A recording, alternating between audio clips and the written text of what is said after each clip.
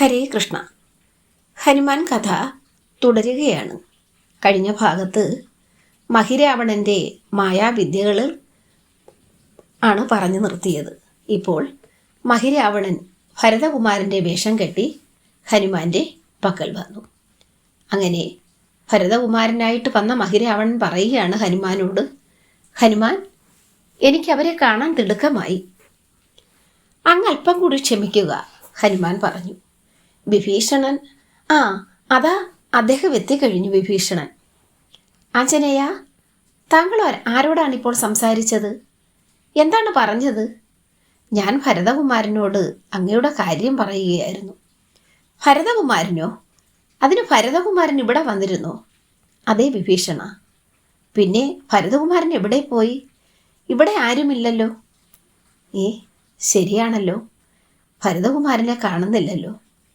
ഹനുമാൻ, ഞാൻ അങ്ങയോട് നേരത്തെ സൂചിപ്പിച്ചില്ലേ, ഇതെല്ലാം മഹിരാവണൻ്റെ വിദ്യയാണെന്ന്. എന്തായാലും സൂക്ഷിക്കണം. ശരി വിഭീഷണ. വിഭീഷണൻ വീണ്ടും കോട്ടയ്ക്ക് ചുറ്റും നടക്കാൻ തുടങ്ങി. അവൻ ഇവിടെ എവിടെയോ ഒളിച്ചു നിൽപ്പുണ്ട്, വിഭീഷണൻ സ്വയം പറഞ്ഞു. കുറച്ചു കഴിഞ്ഞപ്പോൾ, അല്ല, അങ്ങ് ഇത്ര പെട്ടെന്ന് കോട്ട ചുറ്റി മടങ്ങിയോ?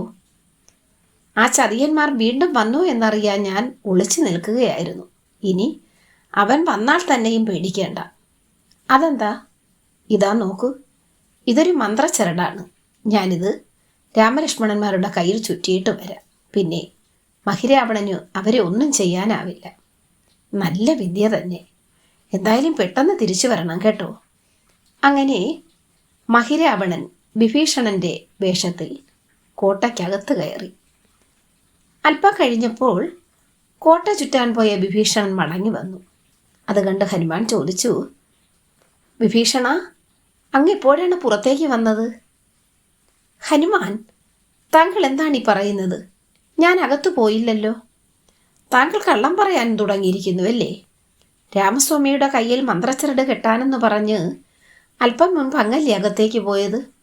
ഹനുമാൻ, ഞാൻ ഇപ്പോഴാണ് ഇങ്ങോട്ട് വന്നത്. അകത്ത് ഞാൻ പോയിട്ടില്ല. പറഞ്ഞത് സത്യമാണ്, അങ്ങത് വിശ്വസിക്കണം. അത് കേട്ട് ഹനുമാൻ കുപിതനായി വിഭീഷണന്റെ നേർക്ക് ഗദയോങ്ങിക്കൊണ്ട് പറഞ്ഞു, ദുഷ്ടാ, നീ ഞങ്ങളെ ചതിക്കുകയായിരുന്നല്ലേ? രാവണന്റെ ചാരനല്ലേ നീ? ഹനുമാൻ, ഞാൻ എങ്ങനെയാണ് താങ്കളെ പറഞ്ഞ് മനസ്സിലാക്കിക്കേണ്ടത്? എനിക്കറിയില്ല.